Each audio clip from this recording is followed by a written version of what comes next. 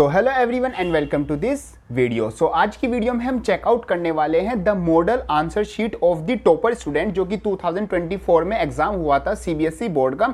उसमें हम जो फिजिक्स की आंसर शीट है उसको हम चेकआउट करने वाले हैं और इस शीट के थ्रू मैं आपको समझाऊंगा कि बोर्ड एग्जामिनेशन में आपको किस तरीके से आंसर लिखना होता है। बाकी जो इंपॉर्टेंट क्वेश्चन है और आंसर है वो भी आप साथ साथ देखते जाओगे कि कौन से क्वेश्चन सबसे ज्यादा बोर्ड एग्जाम में पूछे जा रहे हैं। चलो शुरू करते हैं। देखो यहाँ पर सबसे पहले ये स्टूडेंट ने जो सेक्शन ए है उसको अटेम्प्ट किया है और देखो आप यहाँ पर कोई सा भी सेक्शन जो है सबसे पहले अटेम्प्ट कर सकते हो। ऐसा फिक्स नहीं होता कि आपको वही सेक्शन अटेम्प्ट करना है जो सबसे पहले है। आप कोई सा भी सेक्शन जो है वो सबसे पहले अटेम्प्ट कर सकते हो, बट आपको एक चीज का यहाँ पर ध्यान रखना होगा, जो सेक्शन आप अटेम्प्ट कर रहे हो पहले उसको पूरा अच्छी तरीके से कंप्लीट कर लेना। जैसे यहाँ पर सेक्शन ए ने स्टार्ट किया तो पहले 1 2 3 जितने भी यहाँ पर क्वेश्चन आते हैं 16 क्वेश्चन 20 जितने भी 1 मार्क्स के क्वेश्चन है इसने सारे पहले वो वाले अटेम्प्ट किए, तो आपको भी इस तरीके से करना है। यहाँ पर आपको एक गलती का मतलब ध्यान रखना है। जैसे सबसे पहले जैसे पहला ही क्वेश्चन इसने यहाँ पर इसको लगा होगा बी ऑप्शन, ठीक है, बट यहाँ पर ऑप्शन मतलब जो दूसरा था मतलब कि कट करके इसने मतलब एक बार यहाँ पर ओवर राइटिंग यहाँ पर कर रखी है। इस चीज का आपको ध्यान रखना है। पहला ये देखो पहला ही क्वेश्चन है, वैसे इसका इतना ज्यादा इफेक्ट नहीं जाता, अगर आप बाद में सही लिख देते हो तो आपको मार्क्स सही के मिलेंगे, बट यहाँ पर एक टीचर के दिमाग में साइकोलॉजिकल इफेक्ट जाता है कि पहला गलत हो गया तो थोड़ा उसके दिमाग में अलर्ट हो जाता है वो कि हाँ भाई आगे भी मैं थोड़ा चेकआउट करके चलूंगा। तो यहाँ पर आपको सबसे पहली चीज का ध्यान रखना है वो रखना है प्लान योर आंसर। आंसर लिखने से पहले उसको अपने दिमाग में फ्रेम करना है, तब आपको अपनी शीट में लिखना है। बाकी लाइन वाइज आप आंसर करोगे तो आपको इसका बहुत ज्यादा बेनिफिट मिलेगा, मतलब आपकी शीट जो है वो नीट क्लीन भी लगेगी। बाकी यहाँ पर जो रफ वर्क है उस पर आप लिख देना रफ वर्क है, और ये थोड़ा और साइड में आप कर सकते हो तो थोड़ा और साइड में करना। बाकी जो शॉर्ट आंसर है उनको आप बस एक लाइन में लिखोगे, उसमें कुछ भी एक्सप्लेन करने की जरूरत नहीं है। क्वेश्चन नंबर जरूर डालना है और साथ साथ जो ऑप्शन आपका सही है वो भी आपको जरूर डालना है और जो ऑप्शन है वो भी जरूर लिख देना है। बाकी रफ वर्क साइड में कर देना, बाद में चाहे इसको इस तरीके से एक बार मतलब इस पर एक क्रॉस लगा के कट कर देना। चलो आगे चलते हैं। नेक्स्ट आता है सेक्शन बी। सेक्शन बी में थोड़े लॉन्ग क्वेश्चन आंसर होते हैं। यहाँ पर जैसे अब सेक्शन बी में क्या होता है, आपको चॉइस मिलनी शुरू हो जाती है। चॉइस इन द सेंस कि मतलब आपके पास 2 क्वेश्चन होंगे तो उसमें से कोई आपको एक करना होगा। जैसे यहां पर उसने लिखा हुआ है कि इसने सेकंड किया हुआ है और वाले बस में, तो ये चीज आप चाहे लिखो ना लिखो इतना इफेक्ट नहीं पड़ेगा, बट आपको जो क्वेश्चन नंबर है उसमें कौन सा पार्ट कर रहे हो वो आपको जरूर लिखना होगा। तो उससे वो अपने आप टीचर जो है वो अपने आप समझ जाएंगे कि इसने कौन सा पार्ट अटेम्प्ट किया है। यहाँ पर आपको जो डायग्राम है वो ध्यान रखना पेंसिल से बनाना है। इसने पेन से बना दिया होगा, आगे इसने पेंसिल से बनाया है। वैसे आपको हमेशा सारे डायग्राम पेंसिल से बनाने हैं और ओवर राइटिंग से बचे, जितनी कम ओवर राइटिंग हो सकती है उतनी कम ओवर राइटिंग करें। बाकी देखो जब एग्जाम देते हो आप एक मतलब कि प्रेशर भी रहता है थोड़ा सा, तो थोड़ी बहुत हो जाती है, इससे कोई मतलब कि ऐसी गलत चीज नहीं होती। जैसे यहाँ पर अगर कुछ गलत हो गया तो उसको हल्का सा कट कर दो, ऐसे नहीं कि यहाँ पर आप पूरा मतलब कि ऐसे मतलब गंदा करने लगे, हल्का सा कट लगाओ और आगे बढ़ जाओ, क्योंकि आपको और भी क्वेश्चन अटेम्प्ट करने हैं। जैसे यहाँ पर जो डायग्राम है वो पेंसिल से बनाया गया, इस तरीके से आपको नीट एंड क्लीन अपने डायग्राम बनाने हैं। जो भी आप क्वेश्चन कर रहे हो उसका जो सा पार्ट कर रहे हो वो आपको जरूर डाल के रखना है। और यहां पर एक और चीज का ध्यान रखना,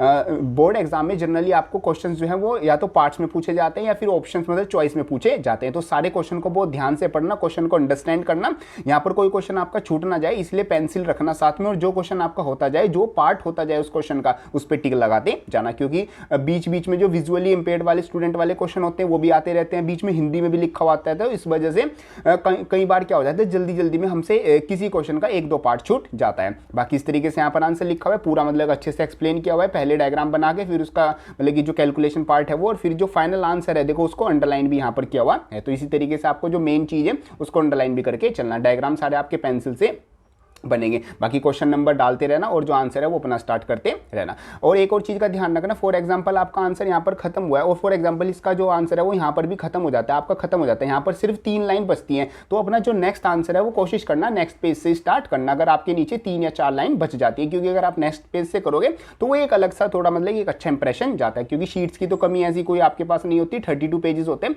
आराम से आप अगर खुला भी करोगे तब भी आपके पास बहुत सारा स्पेस आ जाएगा। और ध्यान रखना जो भी आप आंसर लिखोगे उसके नीचे आप 2 लाइन का गैप जरूर रखना, मतलब कि नेक्स्ट आंसर में। बाकी इसने यहाँ पर सेक्शन से स्टार्ट कर दिया, डायग्राम बिल्कुल पेंसिल से बनाए हो, ये चीज का आपको ध्यान रखना, पेंसिल से डायग्राम बनाने हैं और जो भी आपकी चीज आंसर है उसके बीच में 2 लाइन का गैप आपको रखना है।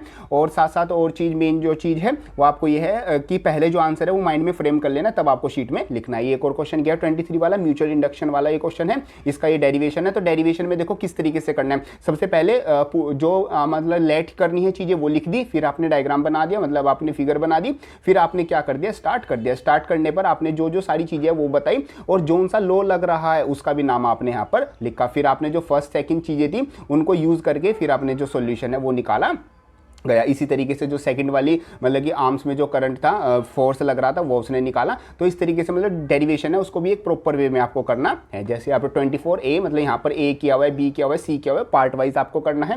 मतलब जौन सा पार्ट कर रहे हो उसके सामने वो पार्ट लिखा हुआ होना जरूरी है। और जो ग्राफ है, डायग्राम्स है, इलस्ट्रेशन है, वो सब आपके पेंसिल से बने हुए होने चाहिए। बाकी इस तरीके से आंसर शीट आ जाती है। बाकी मैं जो जितने भी आंसर शीट है 2023, 24 और साथ साथ आपकी 22 जो भी ईयर्स की है, सब आपको डिस्क्रिप्शन में लिंक मिल जाएगा, वहां से आप डाउनलोड कर सकते हो। बाकी फिजिक्स के लिए मैंने क्लास 12 के लिए कंप्लीट रिवीजन वीडियोस भी बनाई है, पूरे चैप्टर की, साथ साथ न्यूमेरिकल वीडियोस भी, साथ साथ आपको जो डेरिवेशन वीडियोस है वो भी मिल जाएंगी चैनल पर। सभी चीज़ों का लिंक आपको डिस्क्रिप्शन में मिल जाएगा। जैसे यहाँ पर बहुत अच्छे से देखो रिप्रेजेंट किया हुआ है, पेंसिल से सारे डायग्राम बनाए हुए और बिल्कुल नीट एंड क्लीन तरीके से बनाए हुए हैं और वेल लेवल डायग्राम है और साथ में लिखा हुआ भी है ये किस चीज़ के लिए आता है, तो इस चीज़ का भी आपको ध्यान रखना है। और देखो जैसे जो भी आपका डिफ्रेंशिएशन होगा उसको आपको लाइन में करके लिखना है। और यहाँ पर आप एक और चीज़ अच्छी एड ऑन करके चलना, जब आपका एक पॉइंट कंप्लीट हो जाए उसके बीच में आपको एक लाइन का गैप जरूर रखना है। और जो नया पॉइंट स्टार्ट करोगे वो तीनों एक ही लाइन में स्टार्ट होना चाहिए। मतलब कि अगर ये वाला पॉइंट एक नेक्स्ट लाइन तक आ गया तो ये वाली पूरी लाइन आप क्या कर दोगे, खाली छोड़ देना।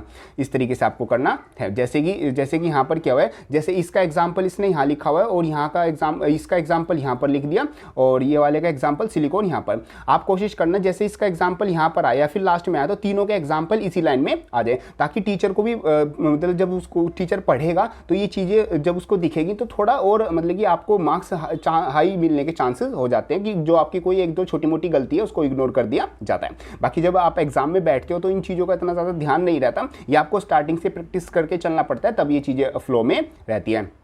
बाकी आपके जो न्यूमेरिकल पोर्शन है वो आपको कुछ इस तरीके से करना है। ये आपका डेरिवेशन वाला पार्ट आ जाता है, ये भी आपका डेरिवेशन आ जाता है और ये आपका डेरिवेशन आ जाता है, ये भी आपका ये बहुत ज़्यादा इंपॉर्टेंट डेरिवेशन रहा है और ये भी आपके डेरिवेशन सब पार्ट आ जाते हैं। बाकी तो सब कुछ सही किया हुआ है, बाकी मैंने आपको सब कुछ समझाई दिया। ये बहुत ज़्यादा इंपॉर्टेंट क्वेश्चन है, ये वाला वो क्या नाम है इसका, लेंस मेकर फॉर्मूला। तो ये मतलब कि इस चैप्टर से सबसे ज़्यादा इंपॉर्टेंट आता है। तो इसको देखो कैसे करना है, सबसे पहले डायग्राम बनाना, सबसे पहले जो आपने वैल्यूज़ लिखी हुई हैं सब वो लिखना और फिर जो भी आप सोल्व कर रहे हो उनको लाइन वाइज सोल्व करके और पूरा अच्छे से दिखाना है।